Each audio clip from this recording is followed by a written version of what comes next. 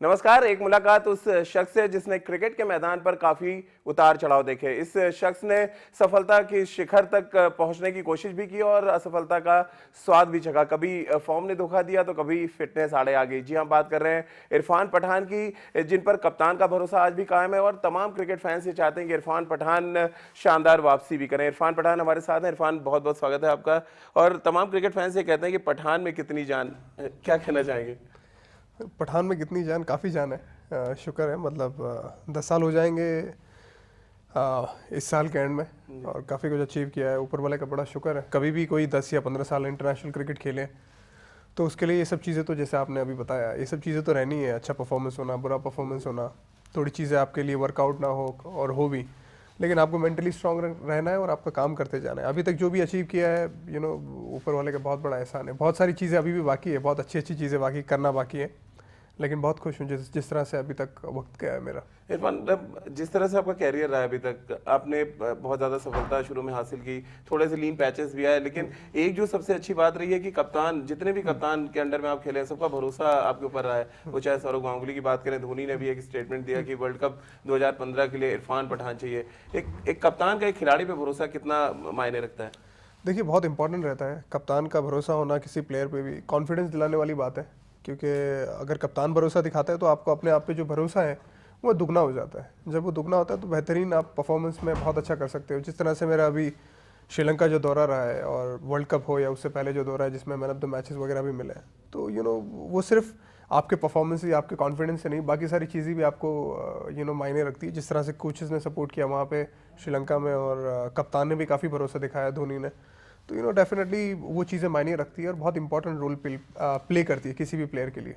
खुद पठान को अपने ऊपर कितना भरोसा है? बहुत ज़्यादा।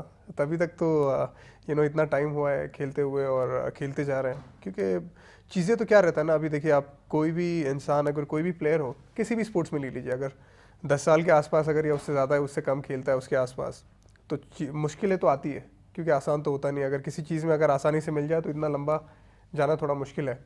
तो अगर भरोसा नहीं होगा तो मुश्किल होगा, तो भरोसा तो बेशक काफ़ी है।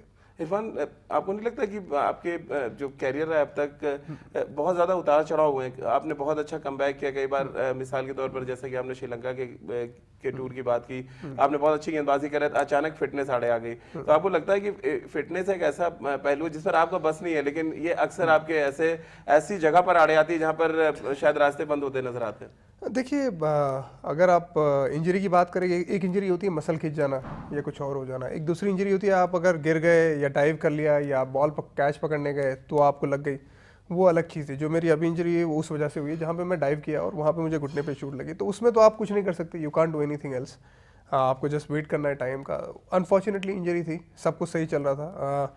टेस्ट मैच के कमबैक के लिए मैं काफ़ी क्लोज था, मतलब जिस तरह से मुझे जानना है सिलेक्टर्स क्या सोचते वो बहुत ज़्यादा मायने रखता है। लेकिन मैं अपने आप से काफ़ी मतलब पॉजिटिव था कि मैं टेस्ट मैच में कमबैक करूंगा। उस वक्त पे इंजरी आई है, लेकिन जो चीज़ें हुई है, जो जिस तरह से 1 साल का है, काफ़ी अच्छा गया है। 1 साल में पूरा मैं डोमेस्टिक क्रिकेट खेला, IPL खेला, इंटरनेशनल क्रिकेट खेला, ऑस्ट्रेलिया भी जाके आया, इंडिया को रिप्रेजेंट किया वहाँ पे भी, और श्रीलंका में वर्ल्ड कप और श्रीलंका में ये सीरीज़ भी थी। तो ओवरऑल काफ़ी अच्छा रहा 1 साल। अभी इंजरी हुई है तो उसमें तो आपका कोई कंट्रोल है नहीं, लेकिन काफ़ी खुश हूँ जिस तरह से चीज़ें गई है। इरफान, साइकोलॉजिकली कितना परेशान करती हैं चीज़ें कि आप अच्छे फॉर्म में हैं, आप मैदान पर अच्छी क्रिकेट खेल रहे हैं, आप बैटिंग अच्छी कर रहे हैं, बॉलिंग अच्छी कर रहे हैं, सडनली आपको पता चलता है कि आप मैदान के अंदर अब नहीं जा सकते। साइकोलॉजिकली कितना इफेक्ट डालता है ये? देखिए, थोड़ा फ्रस्ट्रेटिंग हो जाता है। आपको पता है कि आप सब कुछ सही चल रहा है और आपकी इंजरी हो गई, गिरने से आपकी इंजरी हो गई, या बॉल पकड़ते हुए आपकी इंजरी हो गई, या कैच पकड़ते हुए उंगली पे लग गया। वो सारी इंजरी फ्रस्ट्रेटिंग रहती है, क्योंकि उसमें कोई कंट्रोल नहीं है। अगर आपको हैमस्ट्रिंग पुल हो जाए या कुछ मसल खिंच जाए तो आपको पता है कि या तो आपकी तैयारी में कुछ कमी रह गई है या कुछ गड़बड़ हुई है। लेकिन अगर ऐसी इंजरी हुई जिसमें आप कंट्रोल नहीं है तो उसमें फ्रस्ट्रेटिंग लगता है कि मतलब क्या हो रहा है। लेकिन एंड ऑफ द डे इतने साल से काफ़ी कुछ खेल चुका हूँ, झेल चुका हूँ, तो ये सब चीज़ों की आदत लग जाती है। आमतौर पर क्रिकेटर्स के पास घर के पास जाना और परिवार के साथ बैठने का टाइम होता है, लेकिन ये जो पीरियड होता है आपका, आधा दिमाग तो क्रिकेट के मैदान पर होता है और आधा आप चाहते हैं आप जल्दी से उभर जाएं। तो इस दोराहे पे आकर बड़ी अजीब सी सिचुएशन हो जाती है। देखिए, इस वक्त में एक्चुअली इंसान को ना सब्र रखना बहुत ज़रूरी है हर चीज़ में। पेशेंस बड़ा ज़रूरी है लाइफ में। एक्चुअली लास्ट के 2-3 साल जो मेरी लाइफ में गुजरे हैं, आई think I learn a lot in terms of आपको कैसे कैसे मुश्किलों का सामना करना है, कैसे डील करना है, चाहे वो कहीं भी हो, आपके क्रिकेटिंग लाइफ में हो या आपके फैमिली में हो, तो आपको अच्छे से डील करना है। वो चीज़ आप जब डील करते रहते हो तो आपको सब्र की एक आदत हो जाती है। और एक्चुअली हम लोग मतलब काफ़ी सब्र में मानते भी है, जो हमारे घर है, हमारा ख़ानदान है, हम लोग सब्र में काफ़ी मानते हैं। जितना आप सब्र करोगे उतना बेहतर है। सो यू नो, क्योंकि जब आपको अपने आप पे यकीन हो और खुदा पे यकीन हो तो सब्र खुद ब खुद आ ही जाता है।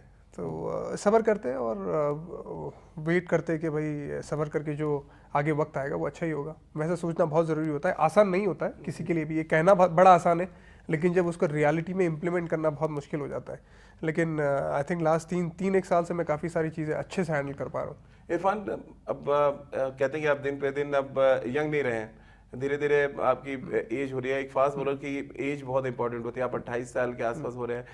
किस तरह से आप देखते हैं, कैसे गोल अपना आप सेट कर रहे हैं यहाँ से, अगर हम फ्यूचर की बात करें तो? देखिए, अगर 28 साल की उम्र में अगर आप किसी को बोलेंगे कि उसकी एज नहीं रही, तो I don't know, I don't know वो 35 साल वाला बंदा क्या सोचेगा। 35 साल वाला अगर कोई बॉलर खेल रहा है तो वो तो लगता है आपको सूली पे चढ़ा देगा। तो आई थिंक ये अभी बहुत वक्त, क्योंकि आपने बहुत कम एज में क्रिकेट खेलना शुरू किया था, इसलिए लोगों को लगता है कि इसका मतलब ये नहीं होता है कि एज हो गई है। इसका मतलब ये है कि बहुत अभी टाइम बाकी है। जनरली क्या रहता है, फास्ट बॉलर्स का, स्पिनर का, बैट्समैन का, हर एक का एक जो पीक टाइम होता है वो अलग अलग रहता है।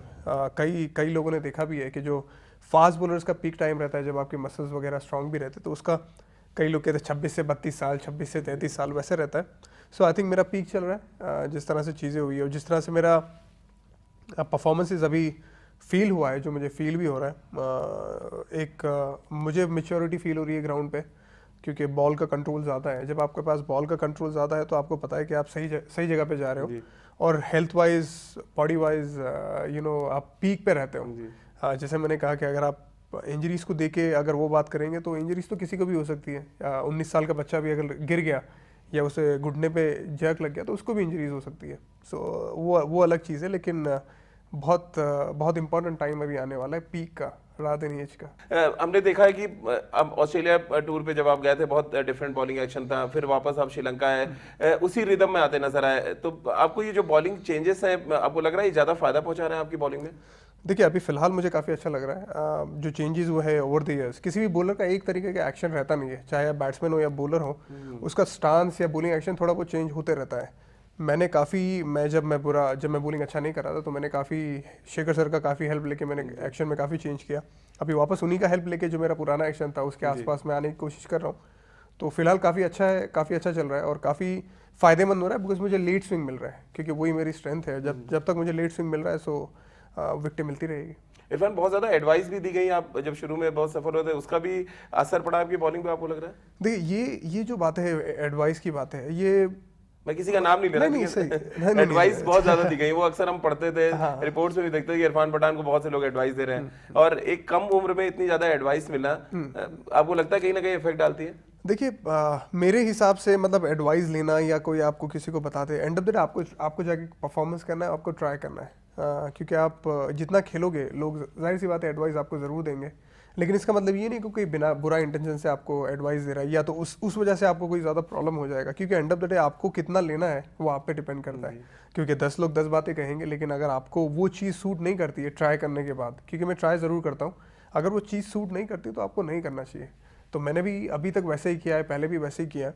लेकिन जाहिर सी बात है, लोग अगर बात करते कि एडवाइस से प्रॉब्लम हुआ है, तो मुझे नहीं लगता। लोग कई बार ये भी बोलते कि बैटिंग की वजह से प्रॉब्लम हुआ है। लेकिन जहाँ तक मेरा मानना है, किसी भी टीम में मैं खेला हूँ, अगर मेरा बैटिंग अगर अच्छा हुआ है, बॉलिंग अगर अच्छा हुआ है, तो टीम को ही बेनिफिट हुआ है। और ऐसा नहीं हुआ है कि मैं कभी बैटिंग करता नहीं था। मैं बचपन में भी बैटिंग करता ही था। अंडर 19 वगैरह में मैंने ओपन किया है, नंबर 3 बैटिंग किया है, अंडर 16 में भी करता था। हाँ, ये अलग बात है कि इंटरनेशनल क्रिकेट में जब मैं आया तो मैं 9-10 नंबर बैटिंग किया था, फिर धीरे धीरे जाके मुझे आगे बैटिंग करने को मौका मिला है। सो आई थिंक वो सारी चीज़ें बेनिफिशियली हुई है मेरे लिए, ना कि उसका मुझे कोई गैर फ़ायदा हुआ है।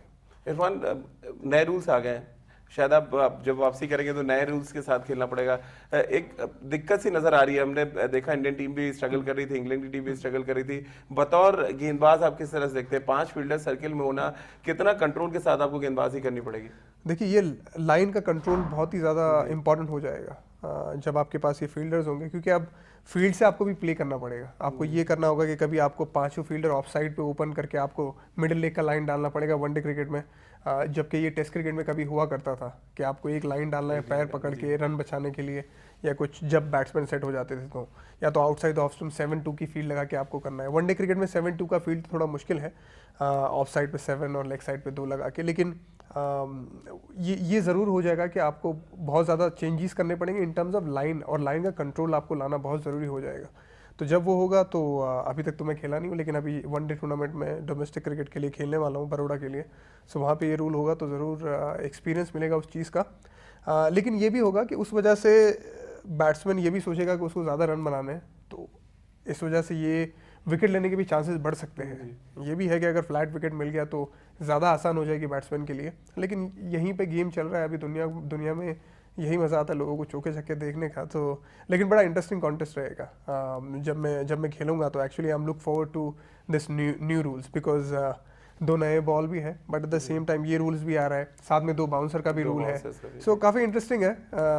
अभी तक मैं खेला नहीं हूँ, तो मैं ज़्यादा तो अपने पर्सनल एक्सपीरियंस से मैं कुछ इसके बारे में बोलूँगा नहीं, लेकिन काफ़ी लुक फॉरवर्ड कर रहा हूँ इस चीज़ को। इरफान, कितने एडजस्टमेंट किए हैं आपने? 10 साल क्रिकेट आप खेल चुके हैं, और ऊपर वाला चाहेगा तो 10 साल आप क्रिकेट और खेलेंगे। अभी कितने एडजस्टमेंट आपको करने पड़े बॉलिंग में, नए रूल्स के साथ, नए कप्तान के साथ? कितनी परेशानी होती है एडजस्टमेंट करना बॉलिंग में? सो यही एडजस्टमेंट ही तो इंटरनेशनल क्रिकेट है। मतलब जितना इजी आप एडजस्टमेंट कर लोगे उतना ही बेहतर आपके लिए है, और जितना लेट आप करोगे तो आपको थोड़ा मुश्किल होता रहेगा। देयर वाज अ टाइम, मतलब जब पावर प्लेज आए थे नए, जब पहले 15 ओवर का पावर प्ले था, फिर वो एक 5 ओवर का पावर प्ले 40 ओवर से पहले रख दिया, वो चेंज हुआ, तो उसके लिए आपको एडजस्ट करना पड़ा, और इवेंचुअली आप इवॉल्व हो जाते हो। आपको खेलते खेलते अगर आपका कॉन्फिडेंस है तो आप इवॉल्व हो जाते हो। फिर बाद में बीच में एक एक्स्ट्रा प्लेयर का भी चलता था, जिसमें बारहवां प्लेयर भी अगर बैटिंग या बॉलिंग कर सकता था, तो वैसा भी था। तो उसके लिए भी आपका एक एडजस्टमेंट अलग होता था कि आपको कम ओवर मिले या ज़्यादा ओवर मिले, कभी कभी ऐसा होता था। तो वो सब चीज़ों के लिए आपको एडजस्ट करना है। यही तो इंटरनेशनल क्रिकेटर का एक जॉब भी कह सकते हैं आप, कि अगर वो एडजस्टमेंट नहीं हुआ तो आपको मुश्किल होगा। चलिए इरफान, आपके बारे में सुना है कि आप स्टैट्स पे बहुत ध्यान रखते हैं, स्टैट्स आपके अपने पता होते हैं। कितनी सच्चाई है इसमें? स्टैट्स का मतलब जब फ्री होता है तभी, जब मैं खेलता रहता हूँ तब मैं इतना ज़्यादा ध्यान नहीं देता ऑनेस्टली। जब मैं पूरा टाइम जैसे मैं बॉलिंग कर रहा हूँ, बैटिंग कर रहा हूँ, मैचेस चल रहे हैं, तो इतना ज़्यादा ध्यान ऑनेस्टली नहीं देता हूँ। लेकिन जब फ्री टाइम है, जैसे अभी 2 महीने कुछ ज़्यादा कुछ करने को था नहीं, सिर्फ ट्रेनिंग कर रहे, रिहैब कर रहे, जो 1-2 घंटे में ख़त्म हो जाता है, बाकी दिन आप बैंगलोर में बैठे हुए ट्रेनिंग चल रही है, उसके अलावा आप करोगे क्या? तो बोर हो जाते हो तो आप कंप्यूटर पे बैठ जाते हो, कुछ ना कुछ कर लेते हो, टाइम निकाल लेते हो। तो इसमें ये एक और चीज़ भी है कि आप स्टैट्स देख लेते हो अपने, और आप कहाँ पे हो, आपने कितना अचीव किया है, क्या कर सकते हो आप, कितना गोल है। तो गोल में भी एडजस्टमेंट कर सकते हैं आप जब आप फ्री होते हो, लेकिन ओवरऑल हमेशा नहीं करता मैं। वनडे क्रिकेट में लेकिन हम नंबर 1 पे पहुंच गए, आपको लग रहा है आप वनडे टीम में आने वाले भी हैं, हम सस्टेन कर पाएंगे वहाँ पे? देखिए, वनडे क्रिकेट में काफ़ी मतलब कई सालों से मतलब देखा जाए तो काफ़ी अच्छा फील्डिंग साइड हमारा रहा है। वो एक बड़ा मेजर पॉजिटिव है हमारे लिए, क्योंकि जब आपका अच्छा फील्डिंग साइड रहता है तो आपको स्किल तो इंडियन क्रिकेट में काफ़ी अच्छा स्किल है, लेकिन अगर फील्डिंग के साथ साथ हो तो ये चीज़ हम लोग लंबे टाइम के लिए सस्टेन कर सकते हैं। सो आई रियली थिंक, और I really hope and I really pray and we all really work hard towards to being number 1 और around that area, because that's what our goal is, वो हमको करना है। हम लोग वर्ल्ड कप जीत चुके हैं, 2007 में T20 वर्ल्ड कप हम लोग जीते हैं, 50 ओवर्स का वर्ल्ड कप जीते हैं हम लोग। तो 5, 6, 7 सालों में, 10 सालों में काफ़ी अच्छा रिकॉर्ड रहा है one day as far as limited over is concern. Dhoni की आपने बात करी, धोनी के अंडर में नंबर 1 पहुंची है वनडे टीम में, आप धोनी के अंडर में भी खेले हैं। धोनी अपने गेंदबाजों को किस तरह से मोटिवेट करते हैं, क्योंकि आमतौर पर दर्शकों को पता नहीं होता है, बहुत कूल नजर आते हैं। इरफान, आप क्योंकि जब आप वापस आए थे श्रीलंका में, बहुत ही टैक्ट्स के साथ उन्होंने यूज किया आपको। बीइंग अ कैप्टन, आपको लगता है वो अपने बॉलर्स को सही ढंग से इस्तेमाल कर रहा है? See, being a captain is keeps things for the bowlers very simple. मतलब अगर आप एज ए कैप्टन चीज़ें सिंपल कर दो, अभी सिंपल का मायना ये भी होता है कि आप वही एक्सपेक्ट कर रहे हो अपने बॉलर से जो वो बॉलर आपको देता है exactly. ये नहीं कि आप कुछ एक्सपेक्ट कर रहे हो जो आपको कोई दूसरा बॉलर देगा, आप किसी दूसरे से वो एक्सपेक्ट करो। मतलब धोनी का ये चीज़ें काफ़ी सिंपल है, तो जब वो चीज़ें सिंपल हो जाती है तो बॉलर पे भी प्रेशर कम रहता है और रिजल्ट निकालने में भी फायदेमंद होता है। सो धोनी की वो काफ़ी पॉजिटिव चीज़ है उस मामले में। दादा की अपेक्षा अगर तुलना करें, हैंडल ज़्यादा बेहतर तरीके से दादा कर रहे थे या? देखिए अगर कंपेयर करना तो गलत होगा। दादा भी अपने आप में एक ग्रेट कप्तान रह चुके हैं। उन्होंने काफ़ी अच्छे अच्छे रिजल्ट दिलाए इंडियन टीम को, बॉलर्स को भी काफ़ी अच्छा सपोर्ट किया है। धोनी की बात करें तो धोनी ने भी काफ़ी अच्छे अच्छे रिजल्ट दिलाए, काफ़ी ग्रेट कैप्टन रह चुके हैं और है। तो कंपैरेटिवली करना, क्योंकि दोनों का एरा भी थोड़ा अलग है, थोड़ा वक्त भी अलग है, टाइम भी अलग है, रूल्स भी अलग है, तो आपको ये कंपेयर करना थोड़ा सा मुश्किल हो जाएगा। लेकिन दोनों अपने अपने जगह पे काफ़ी बेहतरीन कप्तान है। इरफान, आईपीएल की बात कर लेते हैं। पिछला सीजन आपके लिए बहुत अच्छा नहीं गया था आईपीएल का। इस बार क्या गोल सेट किया, क्योंकि दुनिया भर की निगाहें आप पर लगी होंगी, क्योंकि आईपीएल के सबसे महंगे खिलाड़ियों में से एक हैं आप।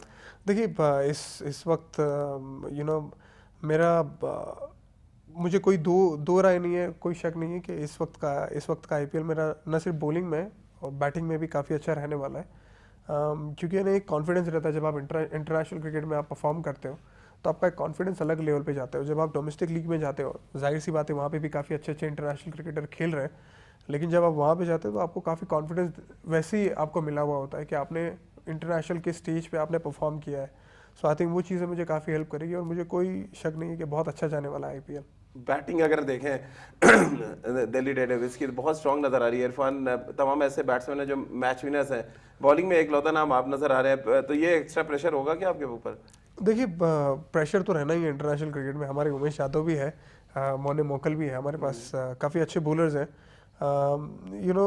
प्रेशर तो रहता ही है एज ए सीनियर बॉलर कह लो, या आप कोई भी चीज़ किसी भी टीम का आप सीनियर बॉलर रह चुके या प्रेशर डालने वाली बात अगर कहे तो वो प्रेशर कभी जाने वाला नहीं है, प्रेशर हमेशा रहेगा। तो उसको आपको हैंडल करते आना है ना। I think I have learn to deal with the pressure. So जब वो चीज़ होती है तो आप परफॉर्मेंस कर पाते हो मुश्किल सिचुएशन में। नहीं इरफान, एक प्रेशर अम्मी और अब्बू की तरफ से भी आ रहा होगा शादी का, इस प्रेशर के बारे में क्या कहेंगे? देखिए अभी मुझ पे तो वैसा कोई प्रेशर है नहीं अभी शादी का। उन्होंने कहा बेटा जी ले अपनी ज़िंदगी, वो कह के रखा हुआ है। नहीं वैसी कोई बात नहीं है, लेकिन अभी फ़िलहाल हम लोग भाई के ऊपर प्रेशर काफ़ी डाला हुआ है। भाई की शादी होने वाली है तो भाई के ऊपर काफ़ी ज़्यादा प्रेशर है। मुझ पे इतना भी प्रेशर नहीं, छोटा होना तो बच जाता हूँ जी। लेकिन इरफान, लोग जानना चाहते हैं कि और हमारे फैंस तो बिल्कुल जानना चाहते हैं कि इरफान आखिर शादी कब करेंगे, वहाँ पर कब वो यॉर्कर डालेंगे? देखिए वहाँ पे जब भी लड़की मिल जाएगी बेहतरीन, जो घर में जो मेरे घर वालों को भी पसंद हो और मुझे भी पसंद हो, वो कॉम्बिनेशन मिलना थोड़ा मुश्किल काम है। तो जिस दिन वो कॉम्बिनेशन मिल गया उस दिन हो भी जाएगा। जैसे अगर हम क्रिकेट से बात करें कि T20 और टेस्ट मैच का कॉम्बिनेशन नहीं मिल रहा है, कुछ उसी तरह की बात दिख रही है क्या? नहीं मतलब ऐसा कुछ है नहीं कि मैं अभी, ऐसा भी कुछ नहीं है। अभी बीच में कुछ स्टेटमेंट भी आया था कि I am look out for the girl, नहीं ऐसा कुछ नहीं है। My look out for right now is to play cricket, make sure do really well for the country.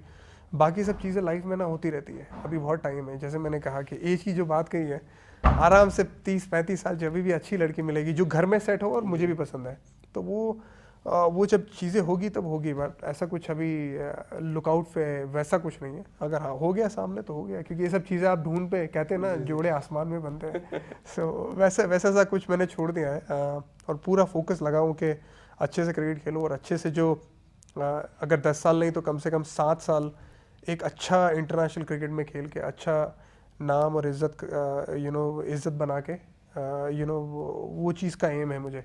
बाकी सब चीज़ें तो इंशाल्लाह साथ में होती जाएगी। चलिए अब कुछ मैदान से हटके भी बात कर लेते हैं इरफान से, क्योंकि मैदान के अंदर पे उनकी गेंदबाजी की बात की, उनकी फिटनेस के बारे में बात कर ली हमने, टीम इंडिया की भी बात कर ली, लेकिन उनको क्या पसंद है ये भी जान लेना बहुत ज़रूरी है आपके लिए भी और हमारे लिए भी। इरफान, जैसे कि आपने कहा 2 महीने का लीन पीरियड था, क्या करना पसंद कर रहे थे आप सबसे ज़्यादा? हाँ थोड़ा बहुत मैं कुरान काफ़ी पढ़ता हूँ, काफ़ी ट्रांसलेशन के साथ। पहले मैंने अरेबिक में पढ़ा हुआ है, अभी मैं ट्रांसलेशन के साथ पढ़ता हूँ, तो उसमें काफ़ी सुकून मिलता है, तो वो करता था। ट्रेनिंग रिहैब वगैरह मेरा यहाँ पे चलता था। जैसे मुझे रिहैब से छुट्टी मिलती थी, अगर मेरा प्रोग्रेशन नहीं है नेक्स्ट वीक में तो घर जाता था, तो घर पे रहता था। घर पे भी काफ़ी सारे, जैसे मैंने अभी कहा कि थोड़े बहुत काम रहते थे, तो उस वजह से टाइम निकल जाता था। उसके अलावा मैं मूवीज़ वगैरह काफ़ी देखता हूँ, काफ़ी मूवीज़ देखी, मैं थिएटर पे भी जाता हूँ यहाँ पे। और दोस्त अगर बड़ौदा में मेरे रहे, जो मेरे 2-3 दोस्त हैं, अगर वो रहे तो उनके साथ मूवीज़ वगैरह देखता हूँ। मुझे ड्राइव करना बड़ा पसंद है। मैं अपनी गाड़ी मतलब घर में जैसी लास्ट करीबन 2-1 साल से, लेकिन जैसे ही मेरी घर पे होता हूँ, फ्री होता हूँ, कुछ नहीं कर रहा होता हूँ ट्रेनिंग के अलावा, हाईवे पे निकल जाता हूँ। हमारा बड़ा अच्छा हाईवे है, तो वहाँ पे मेरी एक छोटी सी जगह भी है, तो वहाँ पे मैं ड्राइव करके चला जाता हूँ। अकेले भी चले जाता हूँ म्यूज़िक ऑन करके। सो आई लव डूइंग दैट। सो ये सारी चीज़ें करता हूँ क्योंकि मैं पार्टी तो ज़्यादा करता नहीं हूँ। सो पार्टी का मुझे इतना ज़्यादा शौक नहीं है। म्यूजिक की आप बात कर रहे हैं, कौन सी ऐसी म्यूजिक है जो सबसे ज्यादा पसंद करते हैं, सुकून जो पहुंचाती हो दिल को? वो डिपेंड करता है। अगर जिम में गया तो मुझे थोड़ा फास्ट म्यूजिक पसंद है, लेकिन हनी अगर सिंह भी सुन रहे हैं आजकल? नहीं, मुझे इतना आइडिया नहीं है। एक्चुअली मैंने पेपर में कुछ सुना था, पढ़ा था, लेकिन मैंने वैसे कुछ गाना वैसे नहीं सुना है। लेकिन मूड पे डिपेंड करता है म्यूज़िक का। अगर फास्ट म्यूज़िक है तो जिम में वगैरह मैं पसंद करता हूँ, और ड्राइव पे गया तो अगर लंबी ड्राइव है तो स्लो म्यूज़िक, और अगर छोटा ड्राइव है तो फास्ट म्यूज़िक। ये थोड़ा उल्टा है लेकिन ये मुझे वैसा पसंद है। और घर में अगर रात का वक्त है, अगर म्यूज़िक सुनना है मुझे, रात को मैं वैसे म्यूज़िक सुनता नहीं हूँ, लेकिन अगर सुनना है तो स्लो म्यूज़िक पसंद करता हूँ। लेकिन सब कुछ सुन लेता हूँ, हिंदी, इंग्लिश। शुरू में जब इंग्लिश गाने सुनता था तो समझ में नहीं आते थे। अभी भी कम ही समझ आते हैं, क्योंकि कभी कभी अगर तेज़ वाले गाने हुए इंग्लिश तो थोड़े कम समझ आते हैं, लेकिन ज़्यादातर समझ लेता हूँ। तो इंग्लिश गाने का भी काफ़ी शौक है। और चाहे सूफ़ी सॉन्ग हो या स्लो हो, नुसरत फ़तेह अली ख़ान के गाने मुझे बड़े पसंद है। लकी अली है, सोनू निगम है, सोनू निगम की आवाज़ बड़ी बेहतरीन आवाज़ है। तो किशोर कुमार अल्टीमेट, मतलब उनके गाने बड़े पसंद है। तो ये गाने मैं सुनता रहता हूँ, और काफ़ी शौक है। वीरेंद्र सहवाग के बारे में कहते हैं कि वो गाना गाते हुए बैटिंग करते हैं। तमाम ऐसे क्रिकेटर्स हैं, सचिन भी म्यूजिक बहुत पसंद करते हैं। आपको भी कुछ ऐसा है कि रिदम आने के लिए आपके हाथ में बॉल आई तो कुछ ऐसा गाना जहन में आता है जो गुनगुनाते हो आप? मेरा बॉल मेरे हाथ में होना वही एक म्यूज़िक है, वो अपनी तरीके का ही म्यूज़िक। मतलब क्योंकि मुझे मैं अभी थोड़े वक्त पहले मैं अपने दोस्तों से बात कर रहा था कि मतलब क्रिकेट खेलना मुझे पसंद है। मतलब ये नहीं है कि अगर जाहिर सी बात है आपका एम रहता है इंडिया को खेलना है, रिप्रेजेंट करना है, लेकिन वो एक बॉल आप प्रैक्टिस में भी अगर आप करते हो तो वो भी एक सुकून वाली बात है। अभी जब 2 महीने के बाद मैंने अभी बॉलिंग स्टार्ट की थी लास्ट वीक से पहले, तो सुकून मिल रहा था। मतलब वो एक कानों के अंदर जो एक सुकून मिल रहा था, तो वो एक म्यूज़िक है मेरे लिए। चाहे वो म्यूज़िक बोल लो या चाहे आप कुछ भी सुकून देने वाली चीज़ बोल दो, तो वो एक सुकून देने वाली बहुत इम्पॉर्टेंट फैक्टर है मेरी लाइफ में, बॉलिंग करना या क्रिकेट खेलना। तो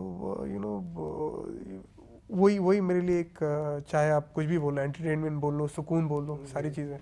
इरफान, सुकून की आप बात करें, घर जाते हैं तो माँ के हाथ का खाना सबसे ज़्यादा, कौन सा ऐसा खाना जो सबसे ज़्यादा सुकून देता है? देखिए, नो डाउट बिरयानी तो अल्टीमेट है। मतलब मेरी माँ जब बिरयानी बनाती है तो आई डोंट थिंक खुशबू से पता चल जाता है माँ ने बनाया। हाँ जी, I don't think anyone can cook that kind of biryani. I am sure शायद बहुत सारी माएँ अगर सुनेगी तो बुरा लग जाएगा, लेकिन मेरे लिए मेरी माँ का खाना सबसे बेस्ट है और वो हमेशा रहेगा। एक वो पसंद है, और दूसरी बहुत सारी चीज़ें, लेकिन एक मिक्स सब्ज़ी बनाती है मेरी अम्मी, जो आप होटल में खाते हो वैसी नहीं है, ये अलग तरीके की रहती है। ड्राई सब्ज़ी रहती है लेकिन मिक्स, हरी मिर्ची का तड़का होता है और मिक्स रहती है, बहुत बेहतरीन है। मतलब वो कभी कभी मैं उसको बिरयानी से भी बेहतर मानता हूँ, तो मुझे बड़ा पसंद है। वो चीज़ मेरे लिए बनती है। वो मैं एक्चुअली लंच डिनर, दूसरे दिन लंच डिनर, तीसरे दिन लंच डिनर, मतलब 4-5 दिन लंच डिनर मैं खा सकता हूँ, इतनी मुझे पसंद है। तो अगर माँ ने वैसी बनाई है तो मैं बहुत खाता हूँ। चलिए इरफान, एक चलते थे, एक आखिरी सवाल आपसे कर लेते हैं, और हमारे दर्शक भी जानना चाहेंगे कि इरफान का आखिरी जो मैदान पर जब आएंगे तो क्या गोल लेके आएंगे, और जिस भरोसे की बात हमने शुरुआत में की थी, वो भरोसा किस तरह से कायम रहेगा इरफान पठान पे? देखिए, जो मेरा गोल है, जैसे मैंने पहले भी कहा कि मेरा गोल है, चाहे मैं कंट्री के लिए खेलूँ या मेरी फ्रेंचाइज के लिए खेलूँ या मेरे स्टेट टीम के लिए खेलूँ, मेरा गोल है कि मैं रिस्पॉन्सिबिलिटी लूँ बॉलिंग के लिए, स्पेशली बैटिंग के लिए भी, लेकिन मेनली जो इम्पोर्टेंट रोल रहते हैं, important as a strike bowler या इम्पोर्टेंट सीनियर बॉलर का जो रोल रहता है, वो मेरा एम है। तो वो एम फुलफिल करने के लिए, जैसे मैं जानता हूँ, जैसे मैंने कहा कि उसके लिए वक्त भी लग सकता है, 2 सीरीज़ 3 सीरीज़ थोड़े महीने, लेकिन वो मेरा एम है, उसको मुझे फुलफिल करना है, और वो एम के साथ मैं उतरूँगा, जब फील्ड पर उतरूँगा तो। चलिए इरफान, आपसे बात करने के लिए बहुत बहुत शुक्रिया, और हम सब ये उम्मीद करेंगे कि इरफान पठान एक नई जान के साथ मैदान पर आएँ और टीम इंडिया में भी जान फूके, क्योंकि टीम इंडिया को एक ऑलराउंडर की बहुत सख्त ज़रूरत है। और जिस तरह से इरफान ने भी कहा कि नए रूल्स के साथ खेलना खासा दिलचस्प होगा, और ऐसे में इरफान पठान किस तरह की गेंदबाजी करते हैं, किस तरह की जोरदार बल्लेबाजी करते हैं, सबकी निगाहें इस पर होगी, और हम सब ये दुआ करेंगे कि इरफान पठान उसी रंग में नजर आए जिसके लिए वो जाने जाते हैं। तो चलिए, यह क्रिकेट में फिलहाल इतना ही। नमस्कार।